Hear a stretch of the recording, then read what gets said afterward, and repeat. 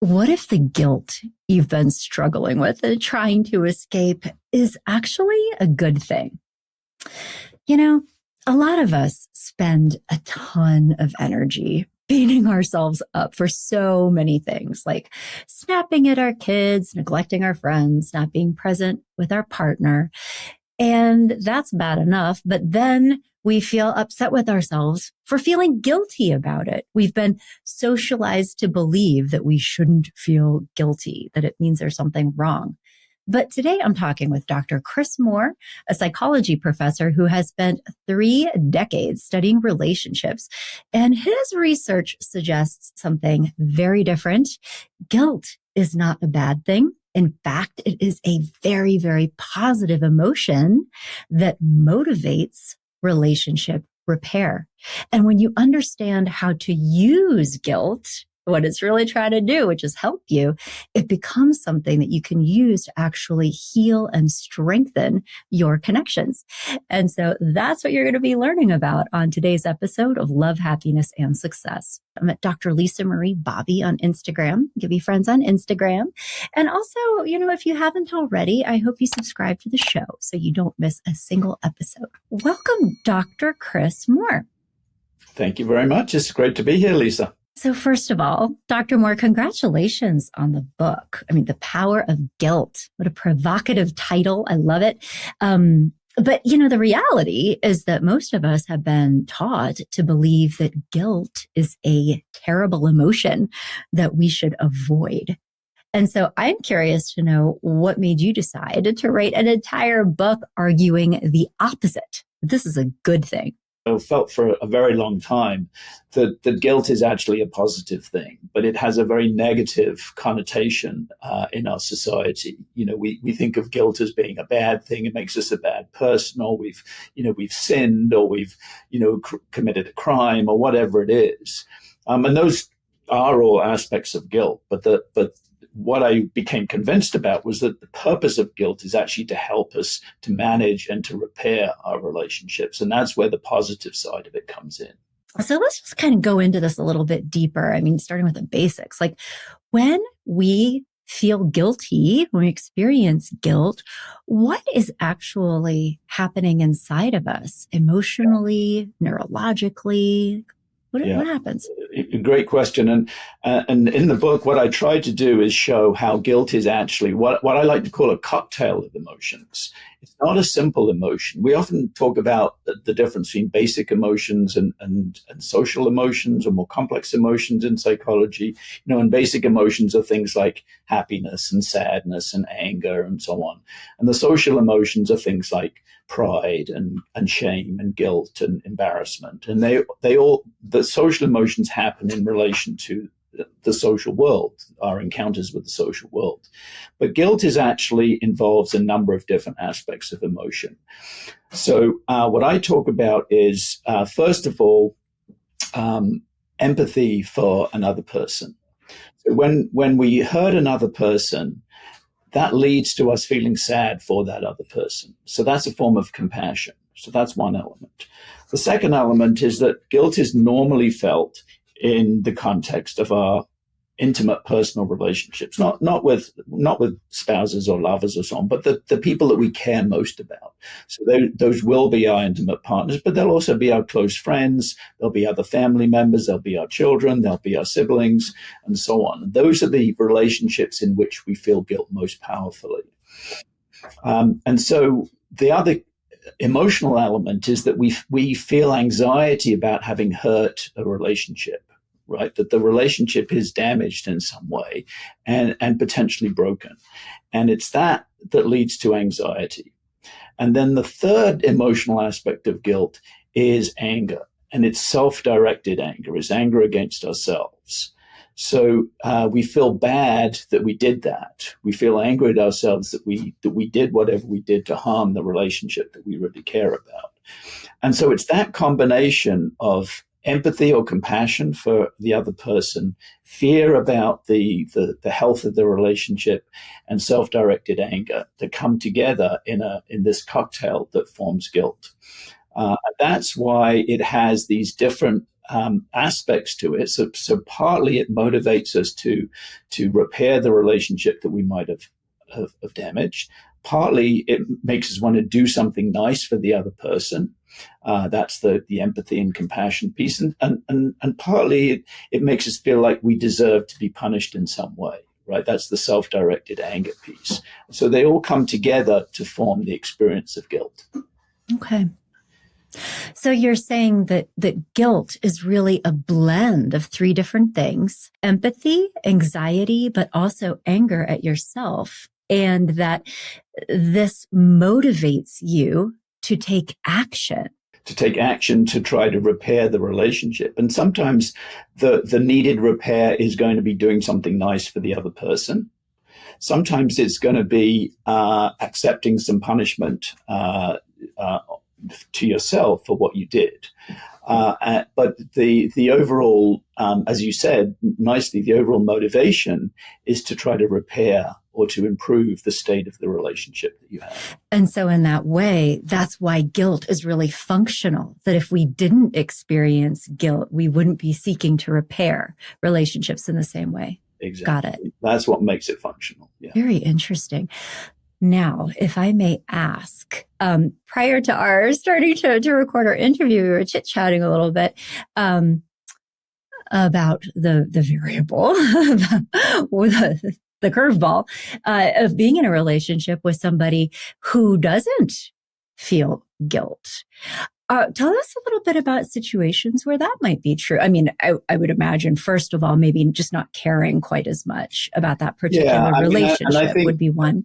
Well, the first thing I'll say is that clearly different people feel different amounts of guilt. And sometimes we call this guilt proneness. And some psychologists have developed measures to assess the degree to which people tend to feel guilt in their lives. And some people feel a lot more guilt than others. You actually see sex differences. So women tend to feel more guilt than men. That might not come as a surprise to you. But the other piece is that there are some people who feel no guilt. And in the extreme case of say, psychopathy, there is no guilt or remorse. There is no ability to experience the pain that you cause others or to feel bad about it. So that's the extreme case of a complete absence of guilt. Now, sometimes it's just a matter of feeling more or less guilt. But I think it's not so much the amount of guilt you feel, it's whether you act on that guilt in a way that is relationship enhancing or relationship repairing that's important. Yeah. But thank you for explaining that. And I hope that our friends who are here with us right now in this conversation let that in. That guilt is fundamentally a very healthy emotion, and that while maybe it can get cranked up too high, and let's talk about that if we don't have guilt, that is an indication of like a problem that people without guilt are, you use the word psychopathy, like it could get pretty nasty. So we need to reclaim our guilt as a good, positive thing. As a positive thing, and as a thing that helps us to improve the way we treat other people, right? If you don't feel any guilt, then you're not going to care about treating other people well, whether it's people you're in a relationship with or anybody. So guilt does play a very important role there. Okay. Well, and I want to talk about that and how we can use the gift of guilt to improve our relationships. But before we do, I'd love to get your thoughts about, when guilt turns into a shame experience, or when it's so overwhelming or overpowering that it leads to almost a paralysis, and it impairs functioning. It's a really, really important question that you asked there. And, so quite often we distinguish, in psychology, we often distinguish between shame and guilt in the following way. That is, that guilt is feeling bad about something that we've done, an action, typically an action that will have hurt somebody that we care about. Whereas shame is feeling bad about ourselves. It's feeling that we're a bad person. Not just that we've done a bad thing, but that we're a bad person. And when shame happens in that way, it tends to make you recoil from relationships, right? Because you're a bad person, so you don't deserve love, right? And so that's why shame is a more, let's say, um, it's a less functional emotion, let's say. And my take on shame more is that it's really about an excess. If you think about the guilt cocktail that I talked about before of being empathy, anxiety, and anger, it's an excess of self-directed anger, right? Too much anger about oneself. And that actually then leads people, as I said, to withdraw from the relationship rather to try, than to try to heal the relationship. What you need is a good balance in the guilt cocktail. You need a good balance between knowing that you've done something wrong, that self-directed anger, fear about the health of the relationship, and also empathy or compassion for the other person. And if we dwell too much on ourselves and how we're a bad person, then that's not helpful. That's so interesting. I was just thinking about that as you were talking. So guilt is a healthy relationship promoting feeling, whereas shame, if we go into self-hatred, it will impair our ability to repair our relationships. But that shame, interestingly, has an element of, I hope this isn't too harsh of a way to say it, but an element of self-absorption. It's how awful am I? Whereas guilt has higher levels of the empathy for someone else and the worry about the relationship. But shame is more like all It's about me. Yeah, exactly. That's a great way to put Huh. it. Yeah. I never thought of it that way before, but that's very interesting. And I think that people who are experiencing shame and self-hatred would not think of themselves that way, as being kind of self-focused. But I think from the point of view of the value of guilt or the value of these negative emotions, shame loses its value in that it directs one's attention towards the self, as you put it, and away from the relationship. Whereas guilt focuses on the relationship and what can I do to make the other feel better and therefore repair the relationship. This is great though, because I think also just what we're talking about right now gives people a pathway out of shame. That if you're struggling with shame and self-hatred, that a way to reconnect with the light side of this is to get refocused on other people. I would hope so, and I think, but I just don't know how easy it is to do that, right? Because if you have a negative self image, that tends to be somewhat all consuming. But I would certainly say that what you've said is true and important, that we should aim to be focused more on the other and less on the self, as you put it, if we're going to create a healthy balance in the relationship. Right. But this is great though, because you're also creating a lot of clarity around how to tell the difference if you are in healthy guilt versus destructive shame. And I'm imagining there's a spectrum, right? It's not like an either or, but that if you notice yourself having more thoughts and feelings about your own awfulness, and a way to get back into a healthy guilt is try to switch the focus more onto the other. Nice. Yeah. Okay. How interesting. Well, then, okay. So then let's talk a little bit more about how to use guilt. And of course, I just want to mention that you've written a whole book about this. And so whatever we talk about right now is going to be scratching the surface, and would encourage everybody to check out your entire book, The Power of Guilt, which will be out soon. But just to share a couple of takeaways. I mean, when you experience guilt, what do you do with this in order to turn it into a positive thing for your relationship? Yeah, I mean, I think first of all, you have to recognize it and become aware of it, because I think, as with all emotions, sometimes we they're there, but sometimes perhaps more in the background, and we don't recognize them. But I think when we feel that cocktail of emotions, I think it's important to think about the health of the relationship. Do I want this relationship to be healthy? And if so, I need to turn my attention somewhat to the other person who may be hurt in this relationship. Right. So that would be my suggestion. And I think, sometimes it's as simple as, an honest apology for something that you may have done. Right. And apologies are fantastic tools towards a healthy relationship. I guess the other piece that I would want to add in is that relationships are always two-way streets, of course, right? And the return to health of a relationship actually requires both sides to participate. So in all relationships, things happen where the relationship might be tested in some way. There's, that it doesn't matter whether it's with an intimate partner, with a close friend, with a parent or a child or whoever. I mean, it happens. But when it happens, it's important for if the relationship is worth keeping, for both to bend towards the other.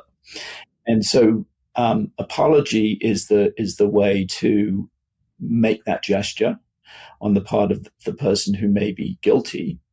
But the aim of an apology is to elicit forgiveness from the other person. So you can think of guilt and forgiveness as being going hand in hand. That's how the health of the relationship is restored. So guilt is what motivates one to try to do something for the other, for the health of the relationship, and then ideally the other, meets that and accepts that, and then is willing to forgive. Interesting. Can I ask you about another scenario here? Because what we're talking about right now is that power of guilt when it can motivate positive action, turn into an apology that hopefully, if the other person is willing to participate, results in forgiveness and then repair. So what about guilt over things that we can't change? I mean, like if somebody feels guilty about choices that they made years ago, or, guilt about not spending enough time with a parent who's now gone. I mean, my mom turned into an angel about 5 years ago. To this day, I still have guilt and regret about some of the times that I was too busy, like that kind of thing. And there's not a clear repair action to that. Yeah. No, it's another great question, Lisa. And many people feel that guilt. And guilt of adult children towards their aging parents is a very common experience. Or parents for kids that are now grown up and thinking about all the time they missed at work and all the things. Like it's hard. Yeah. And so sometimes there is an opportunity to achieve the repair, but you're right, sometimes there is not. And when there is not, I think, one of the tools that we also have to learn is how to let go of guilt. And sometimes I talk about this as being an ability to forgive ourselves for what we may have done, right? So, I mean, just continuing with the theme of forgiveness being the solution to guilt, if the other person isn't available to forgive us, and so to dissipate the guilt in that way, then sometimes we have to be able and willing to forgive ourselves for what we did. And sometimes that's about recognizing that we did the best that we could. So even though we may feel guilty because we didn't do even more, we did the best that we could, and forgive ourselves for what we may not have been able to do. I sometimes think that, sometimes turning the emotion around is important. So imagine you had a relationship with somebody who's now, and you feel guilty about it, but that person is now no longer available to forgive you. Then what if you put yourself in their shoes and said, would they have forgiven you, or would I have forgiven me for what I did? Right. So, and then, if you can reasonably say, yes, I would have done because I did all that I could, then that's a form of self-forgiveness. And I think helps people to move on in that situation. Self-forgiveness is tough, though. I think a lot of people, it's easier to forgive others and be compassionate towards others than it is to have that same grace with ourselves. Yeah, no, and Interestingly, but I think that's absolutely right. And I think to some extent this leads us into another aspect of guilt, which is, I sometimes talk about there being three layers of guilt. So layer one is the kind of guilt that we experience in everyday life when we do something perhaps that has harmed the relationship that we have with somebody else. But guilt layer two is what I call the guilt that comes from conscience. So conscience is essentially the internalized set of norms or standards that we hold for ourselves for good behavior. And the origin of conscience goes back to our childhood, and how we develop those norms or standards through interactions with our parents and with other significant others, and so on. And conscience is also a guilt elicitor. So if we do something that goes against a standard that we hold for ourselves, we will also feel guilt about it. And that can be a very difficult form of guilt to get past, because we may hold ourselves to high standards, and there isn't, as you said before, there isn't anybody there to forgive us, right? And so that our conscience retains its power over us in that way. I feel like we might be getting into moral injury territory. Completely, yeah. Okay. So when we start to talk about conscience, we are certainly stepping into the realm of morality. And for many, many years, it was assumed that guilt was a moral emotion only, right? That to experience guilt, you had to recognize that you had contravened some moral rule, right? I don't think that's true. Like you see kids as young as 3 years of age will experience guilt in certain situations. At least they show the elements of guilt that we would recognize as such. So well before they have a strongly developed sense of moral rules and right and wrong and so on. But nevertheless, there is this other layer of guilt that comes from the set of moral rules that we've acquired. And we acquire them very early in development, in the first 10 years of life, certainly, from our parents, from other teachers, from religious figures, and so on. Mm-hmm. Interesting. Well, and this may be veering off topic a little, but I feel like I have to mention, I noticed fairly recently that moral injury was actually newly classified as an official diagnosis, a type of psychological injury that's often related to trauma. Yeah. I was glad to hear that, though, because to participate in something either voluntarily or involuntarily. I mean, a lot of times people, law enforcement, first responders, soldiers, people in emergency settings, having to make choices, and regrettable things can happen so quickly, and being left with this deep regret or just awful feelings about the things that happened that harmed others. And definitely. And in the book, I do also talk about the guilt associated with different forms of psychopathology as well. That there are a variety, typically internalizing disorders, the kind of disorders that where you're kind of it's more inward looking rather than externalizing aggressive things, but things like depression, post-traumatic stress disorder, quite often there's an element of excessive or inappropriate guilt in those situations, either from developmental reasons through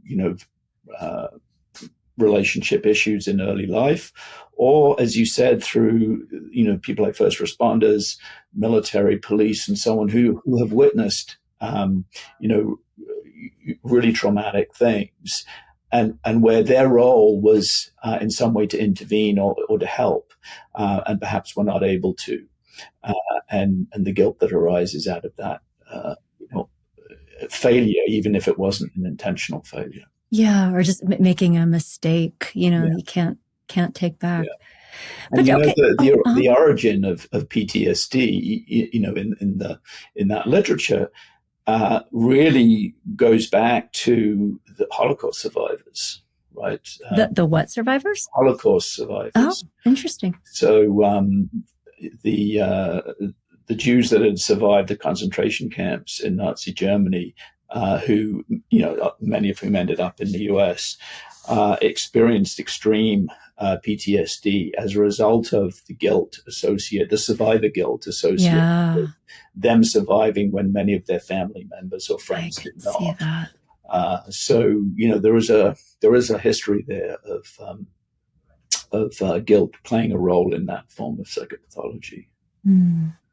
Well, okay. And then, so just quick aside, anybody listening to this conversation and relating to anything that we've been talking about in the last few minutes, I would say that this type of experience, this type of guilt related to moral injury or trauma is really important for you to get support with. So a trusted licensed therapist, ideally one who has a background or specialty in trauma informed care, would be very important, just to sit with you and help you unpack this and move to a more balanced place with it, let's say. Yeah, and where there is where guilt does play a role, and I think it does in many of these cases. Again, it's important to recognize the guilt as guilt, right, and then to be able to get to a place where you can forgive yourself as well. Again. Yeah. Yeah. Okay. So then, all right. So we were just kind of moving into a place where there's this darker element of guilt that maybe needs to be handled differently and perhaps in a more formalized way to work through it. Is powerful stuff. But aside from that, I mean, I would be curious to hear your take about the type of people, and I think I'm guilty of that. Like, who feel kind of guilty about everything, like chronic over apologizers, like sorry all the time, people taking responsibility for things that maybe are not their fault. Yeah, I mean, as I mentioned before, I mean, there is this thing called guilt proneness, which is the tendency to feel guilt more often and more intensely, perhaps, than others. And there are, as we say, individual differences. So some people feel more of it, and some people feel less. It's very common, as I say, it's more common in women than in men, and it's particularly common in mothers and working mothers. Stop! It's like talking to me. Right, exactly. So, but the literature is pretty clear on that, right? Because if you think about you, Lisa, and all of the relationships that you have and you're trying to juggle and manage in your life, right? You have a partner, you have your kids, you have your work and all the people associated with that. You have all your friends. You had your aging parents and so on. There and women play more of a role in terms of managing and maintaining and helping in those relationships than men do. Let's just face it. And so there are so many more opportunities for guilt to arise in that very large network of relationships that you're in.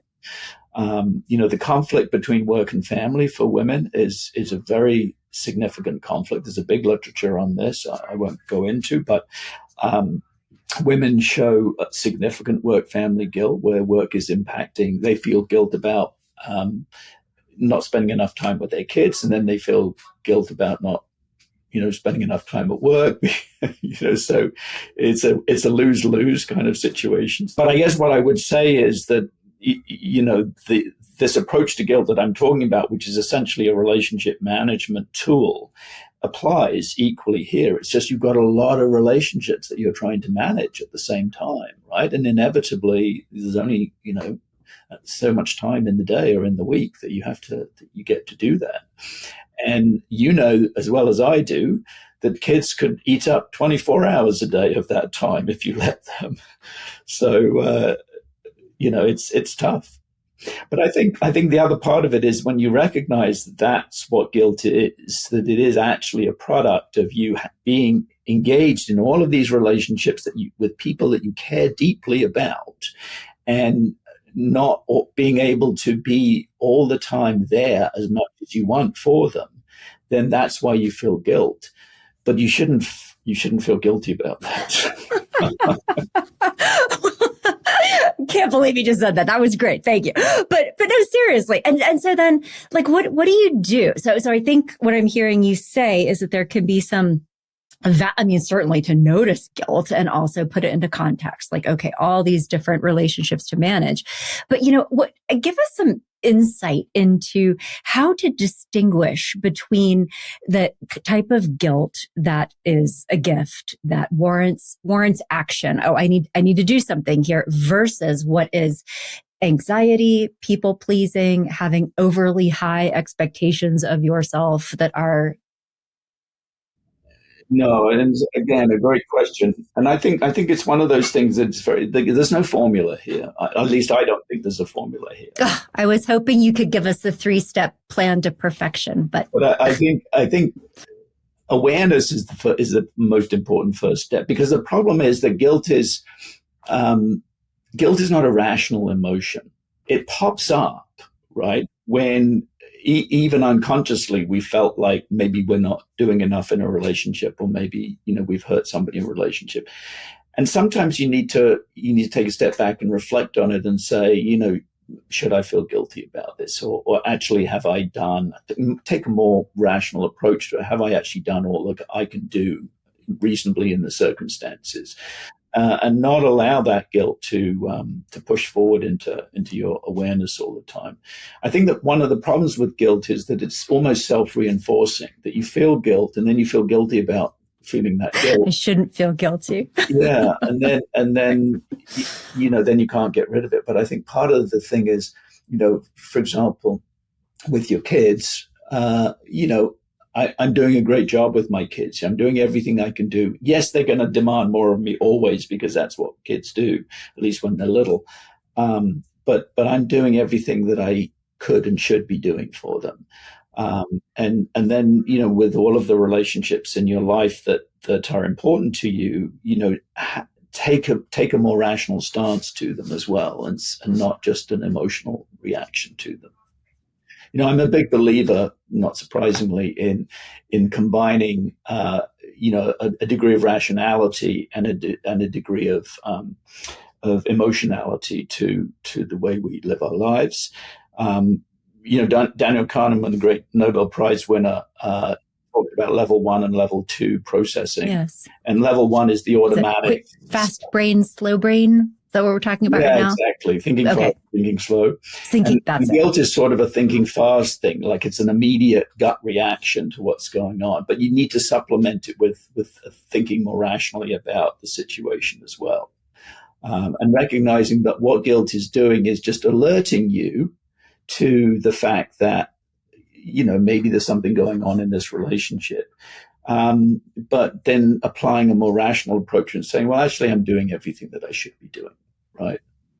And I think that can help. This is great advice, though, and this is very actionable. I mean, even for people with us right now, to turn into a mini practice. Like, when you feel guilt, to actually slow down and do a little bit of an inventory, and that you might run through what is going on and be like, no, I am operating to the best of my ability. And I have all these people who want more from me, but I'm not actually doing anything wrong, as a way of, managing the guilt, getting yourself back to a better place. But then alternatively, it could also be an opportunity to, in a self-compassionate way, you don't need to beat yourself up, but to think through, am I actually making good choices? Are my priorities in alignment with my values? Am I operating in the way that I'd like to?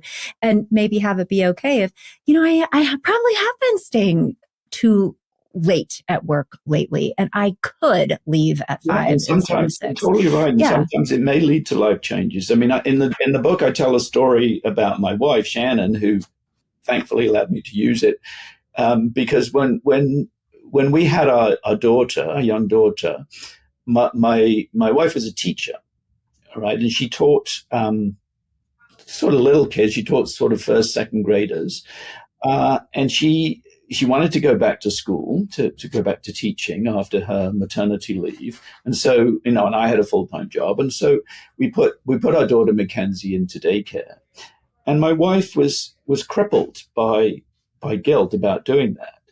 And after a year back at school, she said to me, I go in every day to work and I feel guilty that I'm teaching other people's children while my child is being looked after by somebody else. And I said, I totally understand. And we worked it out so that she took a leave from her job and she went back some years later. But for her at that time, she couldn't juggle those two things. Right now, of course, that's not everybody can make that choice. Not everybody can take that path. But I use that example just to illustrate the fact that sometimes you have to figure out, when you're feeling guilt in that way, what is the right path forward for you? Yeah. Yeah. That you're describing it as a doorway that can put you into contact with your emotional guidance system, your values. And everybody is going to have a different set of values and make different choices, but it's an opportunity to get more clear. And that if you are avoiding guilt or pushing away guilt or powering through, then you lose that opportunity. Thank you for saying that. I think that's very important. Yeah. Well, okay. So the one more question. So if somebody is listening to this right now and thinking about a situation where they feel guilty, I mean, maybe it's recent, maybe it's something that they've been carrying for years. What is the very first step you would encourage them to take just to begin this exploratory process? Well, I think there are so many. I mean, cases are so different, right? So I'm going to tell you another personal story, and maybe this will get at what you're talking about. So I talk in the book about guilt in sibling relationships. So siblings are I don't know if you have siblings, Lisa, but I do. I have a sister. Okay. She's hilarious. So siblings are a very interesting relationship because typically they're the longest relationships we have in our lives.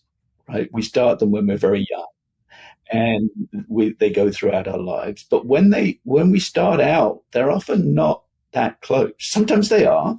It depends on the family, dynamic. But my sister and I, when we were growing up, were not close. We fought all the time. So we did not have a caring relationship. Did I feel guilt at the time about what I was doing to my sister? Not at all. Come back 30 years later, and she and I are still close, I feel terrible guilt about what I did to her as a young child. Because I was like 2 years older than her. And so, I had the opportunity to get the better of her, let's say, in our fights. And I felt terrible, absolutely terrible about it. And that I carried that guilt with me for quite a while. Now, it didn't really impact our relationship because we had a good relationship. But I felt it. And I ultimately decided that I needed to apologize to her for what I'd done, 30 years ago. And she, being the kind of great person that she is, said, don't be silly, that we were just kids. But I still felt it necessary to say it. And I use that example just to show you that sometimes there is still an opportunity to revisit what happened in a relationship many years later, and apology and forgiveness is still a good solution under those circumstances. So I don't know if that answers your question, but I like telling stories. So that's a wonderful story. Well, I can certainly relate. I did some awful, one time, I won't even go into it, but my sister was really afraid of the dark. I don't know why I did this. I still feel so bad about it. We were at like a fast food restaurant or something, and we were in the bathroom, and on the way out, I was probably like 6 or 7. I just flipped out the lights. Why did I do that? That's just like such an awful thing to do. You were a 6-year-old. That's why you did. I don't know, but yeah, I should probably talk to her about that. But this is great. And so what you're saying is to pay attention to the feeling and think about what is it that that I feel badly about? And then going back to what you shared in the beginning, do I have empathy for somebody that I've harmed? Do I feel anxiety about the relationship? Do I feel angry with myself? And just think through that. And then think about what action you could take. Like when you talk to your sister, or I'll share personally, after my mother made her transition into angelhood, I had so much just guilt and regret. And I spent a fair amount of time, like especially in the first year afterwards, I wrote my mom letters and I said everything that I had wanted to say and apologized, and, felt like I was talking to her a little bit. I think just the act of communicating. But there are a lot of ways to do that, even if you can't have a face-to-face conversation. What a good conversation. Thank you so much for spending this time with me today, Dr. Chris Moore. This has been really, really great. And so the big takeaway, just to wrap this all up, is that guilt is not evidence that you are broken, you're not a bad person. It is evidence that you are healthy, that you care about relationships. Yeah, that's the word. Yeah. Yeah. Yeah. And that when you understand how to use this, it turns into something actionable that can deepen your connections. So if this resonated with you, I would encourage you to check out Dr. Chris Moore's book, The Power of Guilt, Why We Feel It, and Its Surprising Ability to Heal, which is coming out in early 2026. I just want to say before we wrap up to our friends here with us, if this episode helped you see guilt differently, or connect some dots for yourself, please share this with one person at least who needs to hear this, even if it's like the person that you would like to have that conversation with. This could be a way to broach that, to make things easier for you, but also because I think we all know somebody who's been beating themselves up for something, and this conversation could be a really powerful and helpful perspective shift for them. So thank you for doing that. It's been my pleasure, Lisa. Thank you.